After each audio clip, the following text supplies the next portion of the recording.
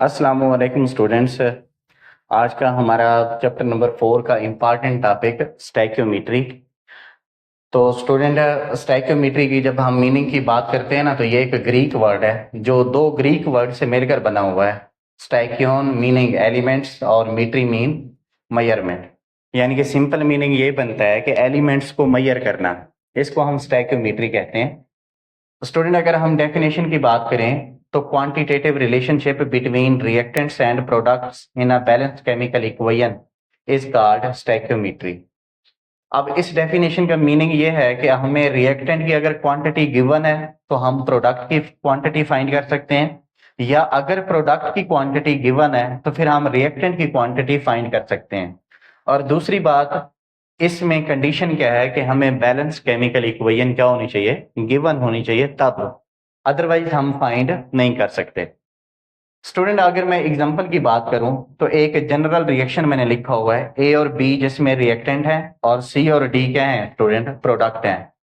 तो अगर स्टूडेंट इसमें से हमें कोई एक गिवन हो, मिसाल के तौर पर अगर आपको रिएक्टेंट में सिर्फ ए गिवन हो, बाकी आप लोगों ने फाइंड करने हो, तो स्टैक्योमेट्री की मदद से आप बी को भी फाइंड कर सकते हैं, सी को भी फाइंड कर सकते हैं, डी को भी फाइंड कर सकते हैं। कोई एक, यानी कि या तो कोई एक आपको रिएक्टेंट गिवन होगा या कोई एक आपको प्रोडक्ट गिवन होगा।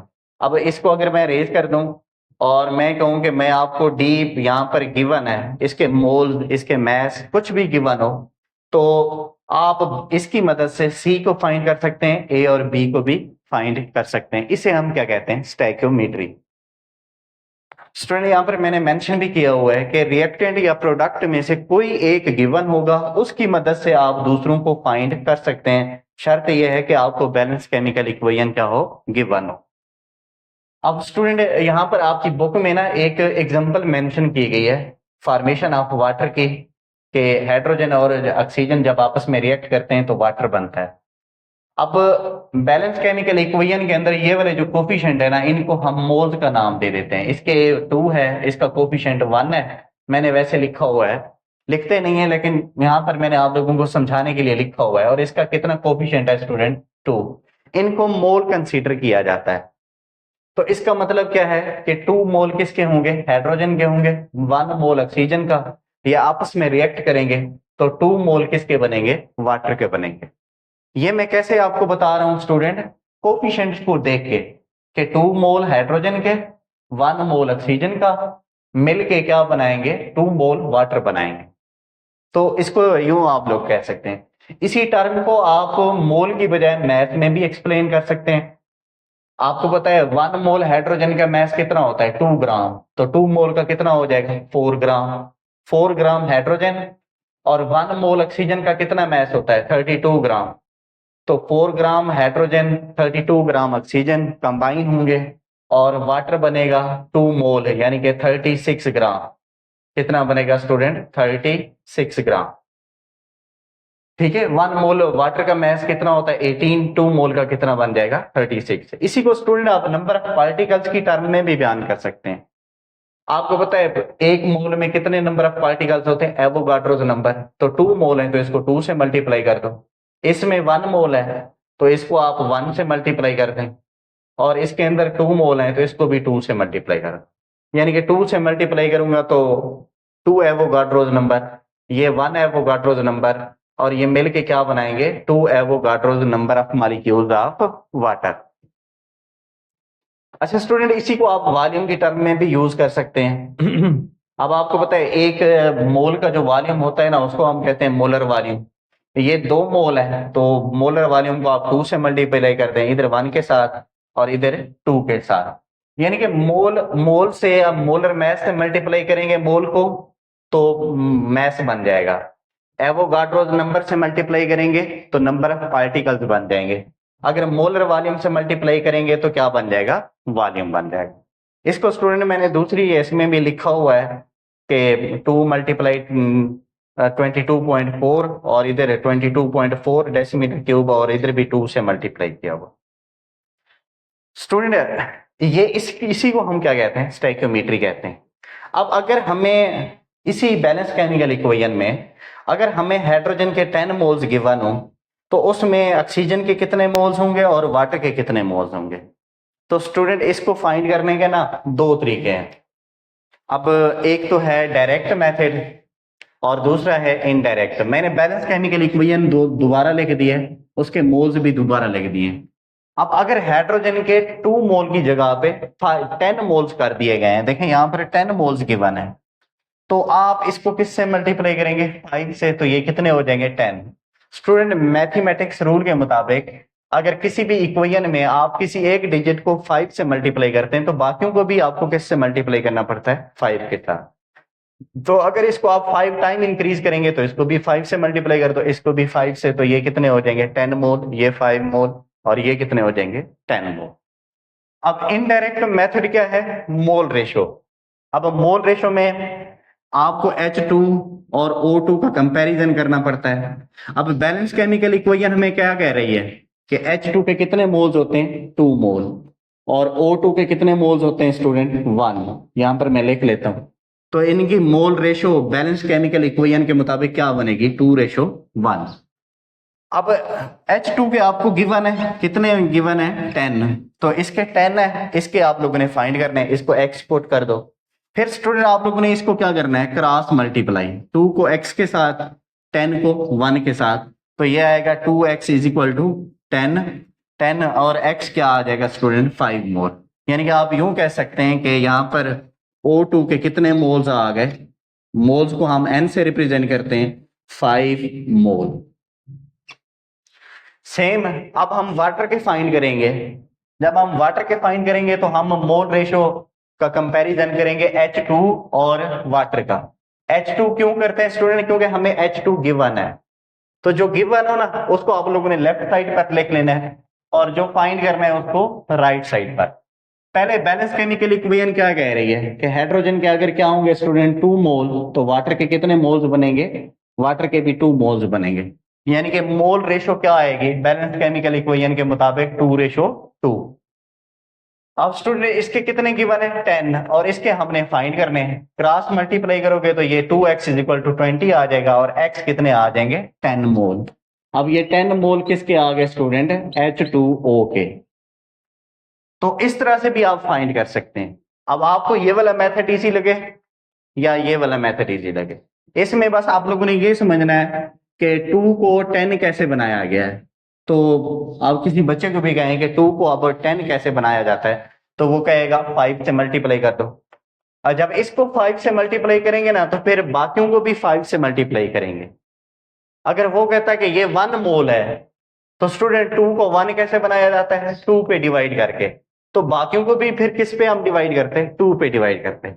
यानी कि अगर मल्टीप्लाई करना है तो सेम नंबर के साथ मल्टीप्लाई करना है, अगर डिवाइड करना है तो फिर भी सेम नंबर के साथ डिवाइड करना है। अगर ये 1 मोल मैं कर दूं 2 पे डिवाइड कर दूं तो ये 1/2 मोल हो जाएगा और ये 1 मोल हो जाएगा। स्टूडेंट यहां पर एक बात मैं ये भी समझा दूं जिनके कोफिशिएंट बराबर होते हैं, इसका देखें कोफिशिएंट 2 है, इसका कोफिशिएंट भी 2 है, तो इनके मोल्स क्या होते हैं बराबर होते हैं। तो मोल रेशो देख के जैसे आप यूं कह सकते हैं कि अगर 1 रुपए की एक टॉफी आएगी तो 10 रुपए की कितनी टॉफियां आ सकती हैं 10, या 50 रुपीज की एक चॉकलेट आती है, 100 रुपीज की कितनी चॉकलेट आ सकती है 2। तो इसमें भी वही कुछ तरीका है, यानी कि आप लोगों ने बैलेंस केमिकल इक्वेशन से क्या करनी है मोल रेशो निकालनी है। फिर डिजिट से या तो आप मल्टीप्लाई कर दें सारों को या फिर क्या कर दें डिवाइड कर दें।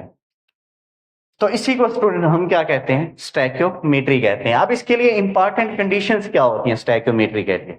एक तो स्टूडेंट आपको बैलेंस केमिकल इक्वेशन मस्ट है इसमें, अगर गिवन है तो ठीक है, नहीं गिवन तो सिंपल रिएक्शन होगा, आपको याद होनी चाहिए, मेमोराइज करनी चाहिए, मोस्टली गिवन होती है ना मेरे प्रॉब्लम्स के अंदर। सेकंड क्या है स्टूडेंट, ये रिएक्शन जो होना चाहिए इरिवर्सिबल होना चाहिए, यानी कि कंप्लीट रिएक्शन, और सारे के सारे रिएक्टेंट किस में कन्वर्ट हो जाने चाहिए प्रोडक्ट के अंदर।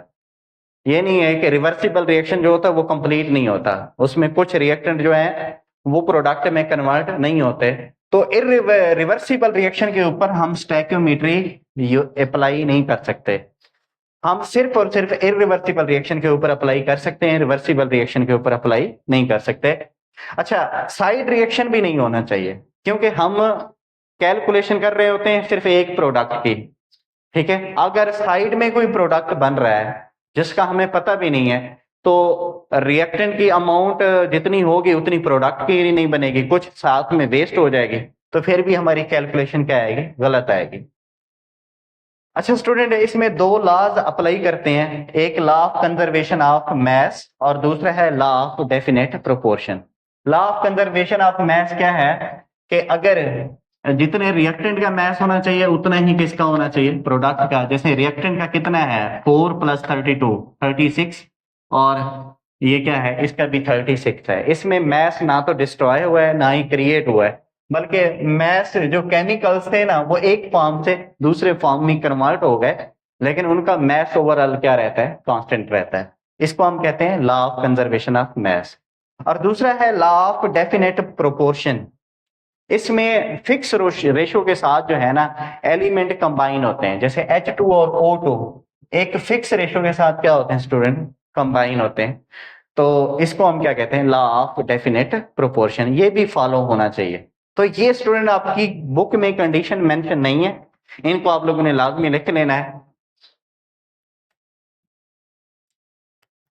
स्टूडेंट, स्टैक्योमेट्री की कुछ लिमिटेशंस भी हैं, ये भी आपकी बुक के अंदर मेंशन नहीं है, इनको भी आप लोगों ने नोट कर लेना है। स्टैक्योमेट्री हमें किस चीज के बारे में नहीं बताती स्टूडेंट, हमें गिवन होती है बैलेंस केमिकल इक्वेशन, जैसे यहाँ पर गिवन है।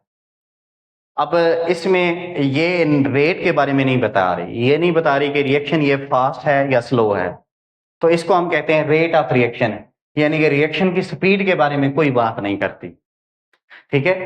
अब मैकेनिज्म भी नहीं बताती कि रिएक्शन कौन सा पाथवे फॉलो कर रहा है। अब हर रिएक्शन केमिस्ट्री के अंदर ना एक मैकेनिज्म फॉलो करता है, एक पाथवे फॉलो करता है।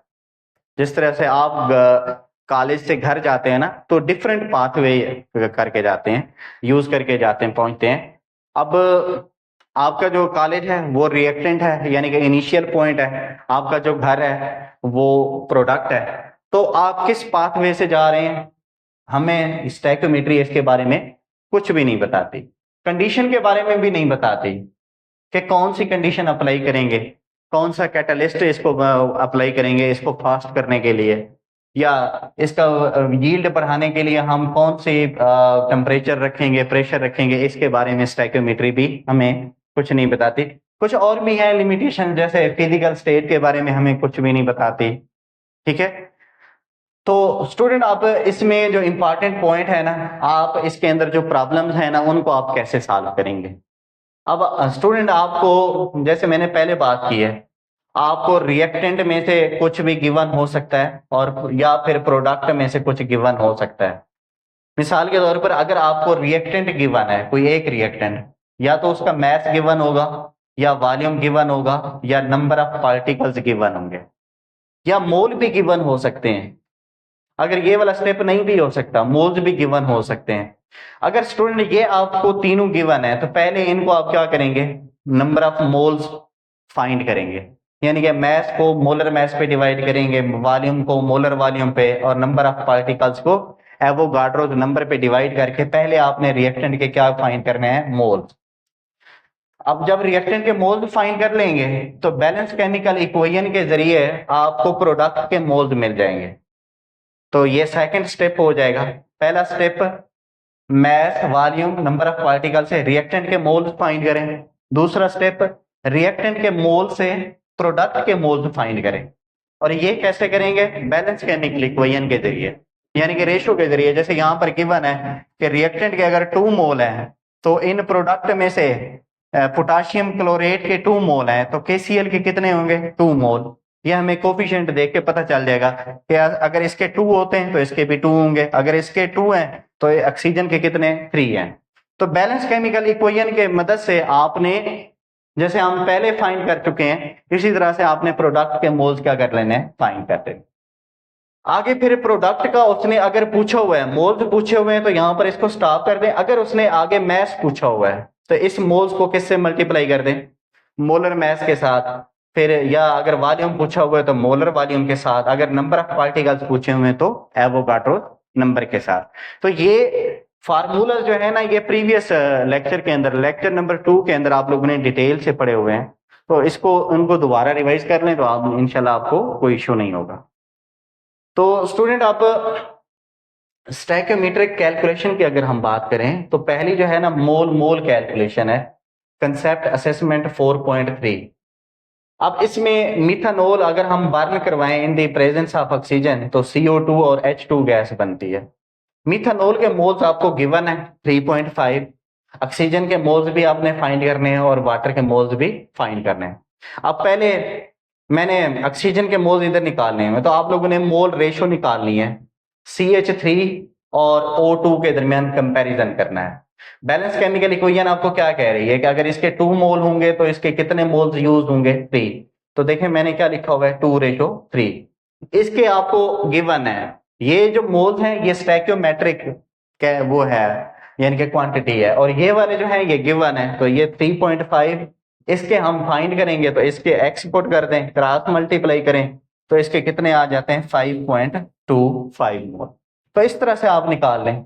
देखिए एक रिएक्टेंट की मदद से हमने दूसरे रिएक्टेंट के मोल्स क्या कर लिए, फाइंड कर लिए। अब इसी रिएक्टेंट के जरिए हम इसके भी फाइंड करेंगे, वाटर के भी फाइंड करेंगे। तो इस उनको मैंने इधर फाइंड किया हुआ है। अगर इसके स्टूडेंट 2 मोल्स हों तो इसके कितने मोल्स बनते हैं, 4। तो ये मैंने लिख दूंगा, अगर मिथानोल 2 मोल हो तो वाटर कितने मोल बनता है, 4 मोल। अब इसके जो गिवन है, इसके 3.5 है, इसके हमने फाइंड करने वाटर के, क्रॉस मल्टीप्लाई करें 2x कितना आ जाएगा, 14 के बराबर, और x कितना आ जाएगा, 7 मोल।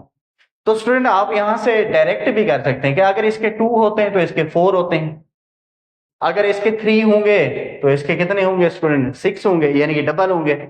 इसके अगर 3.5 होंगे तो 3.5 का डबल कितना आता है, 7 ही आता है। डायरेक्ट भी कर सकते हैं आप, इस इनडायरेक्ट भी कर सकते हैं इसको। अच्छा स्टूडेंट, आप जो है ना कंसेप्ट असेसमेंट 4.3, ये थोड़ा सा लेंथी है, इसमें ये वाली स्ट्रेटेजी जो है ना इसके ऊपर मुकम्मल एप्लीकेबल होती है।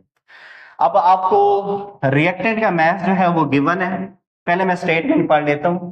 Calculate number of molecules and volume of O2 at STP produced by thermal decomposition of 490 gram of KClO3 potassium chlorate. ठीक है, अब इसकी बैलेंस केमिकल इक्वेशन गिवन नहीं है। अगर गिवन ना हो तो स्टूडेंट आप लोगों को मेमोराइज करनी पड़ेगी, जो सिंपल रिएक्शन है। मोस्टली जो होती है वो पेपर में आपको बैलेंस केमिकल इक्वेशन गिवन है, लेकिन इस कंसेप्ट असेसमेंट में आपको गिवन नहीं है। इससे पहले एग्जांपल की गई है उसमें गिवन है, इसमें गिवन नहीं है। तो स्टूडेंट हमें तो ये लाजमी जरूरत होती है, क्योंकि न्यूमेरिकल सॉल्व करने के लिए बैलेंस केमिकल इक्वेशन का होना बहुत ही लाजमी है। अब हमें मैस गिवन है रिएक्टेंट का 490 ग्राम, यानी कि इसका मैस गिवन है, इसके नंबर ऑफ मॉलिक्यूल्स भी पूछे हुए हैं और वॉल्यूम भी पूछा हुआ है। तो स्टूडेंट वही स्ट्रेटेजी आप अप्लाई करेंगे। रिएक्टेंट का मैस गिवन है आपको, तो आप पहले इसके क्या फाइंड करेंगे, मोल फाइंड करेंगे। तो पहले मैंने देखें यहाँ पर मैस को मोलर मैस पे डिवाइड किया तो मेरे पास मोल्स आ गए, और वो कितने आ गए, 4। ठीक है, ये एटॉमिक मैसेज भी आपको याद करने पड़ेंगे या फिर गिवन होंगे। अब जब मोल्स आ जाएंगे फिर मैं प्रोडक्ट के मोल्स फाइंड करूंगा। अब इसके मोल्स तो मुझे पता चल गया कि कितने हैं, 4 हैं। अब मैं इसके फाइंड करूंगा। स्टूडेंट अगर इसके 2 होंगे तो इसके कितने होंगे, 3। ठीक है, और अगर इसको मैं 4 से मल्टीप्लाई करूंगा तो इसको भी तो मैं 4 से मल्टीप्लाई करूंगा, तो इसको इसके 8 बनेंगे, तो इसके कितने बनेंगे स्टूडेंट, 12 बनेंगे। लेकिन इसके कितने गिवन है, 4, तो इसको मैं 2 से मल्टीप्लाई करूंगा, उसको भी मैं 2 से मल्टीप्लाई करूंगा, तो इसके कितने बन जाएंगे, 6। आप इस तरीके से भी निकाल सकते हैं कि बैलेंस केमिकल इक्वेशन के मुताबिक इसके 2 हैं तो इसके कितने होंगे, 3, तो 2:3। अब मुझे KClO3 के कितने मैंने निकाले हुए हैं, 4, तो इसके मैंने फाइंड करने हैं। क्रॉस मल्टीप्लाई करो और फिर क्या करो, इसको सिंपलीफाई करो तो कितने आते हैं, 6 मोल। तो ऑक्सीजन के मोल्स आ गए, प्रोडक्ट के मोल्स आ गए। ये दूसरा स्टेप, यानी कि रिएक्टेंट से मैंने किसके मोल्स निकाल लिए, प्रोडक्ट के मोल्स निकाल लिए। आगे फिर मैंने इसका क्या फाइंड करना है, वॉल्यूम भी फाइंड करना है और नंबर ऑफ पार्टिकल्स भी फाइंड करना है। तो नंबर ऑफ पार्टिकल्स जब हम फाइंड करेंगे एवोगाड्रो नंबर से मल्टीप्लाई करेंगे, वॉल्यूम तो फिर हम इसको किससे मल्टीप्लाई करेंगे स्टूडेंट, मोलर वॉल्यूम के साथ। तो वही मैंने किया, एवोगाड्रोस नंबर से मल्टीप्लाई किया तो नंबर ऑफ मॉलिक्यूल्स निकल आए, मोलर वॉल्यूम से मल्टीप्लाई किया तो वॉल्यूम निकल आया। यानी कि इस मोल्स को आगे आप मर्जी से कन्वर्ट कर सकते हैं, मैस में भी कन्वर्ट कर सकते हैं, नंबर ऑफ पार्टिकल्स में भी वो कर सकते हैं। मोल्स आपको गिवन है तो आप आगे मल्टीप्लाई करते जाएं, मोलर मैस से मल्टीप्लाई करेंगे मैस आएगा, मोलर वॉल्यूम से तो वॉल्यूम आएगा, अगर एवोगाड्रो नंबर से मल्टीप्लाई करेंगे तो नंबर ऑफ पार्टिकल। तो ये थी स्टूडेंट स्टोइकियोमेट्री, इतना मुश्किल नहीं है अगर आपको मोल्स के फार्मूलाज अच्छी तरह से आते हैं। तो ये जस्ट एक ट्रिक है कि रिएक्टेंट से मोल से प्रोडक्ट के कैसे निकालने हैं या प्रोडक्ट से फिर रिएक्टेंट के कैसे निकालने हैं। तो बिल्कुल इजी है, उम्मीद है कि आपको समझ आ जाएगी। नेक्स्ट लेक्चर में मिलेंगे, तब तक अल्लाह हाफ़िज़।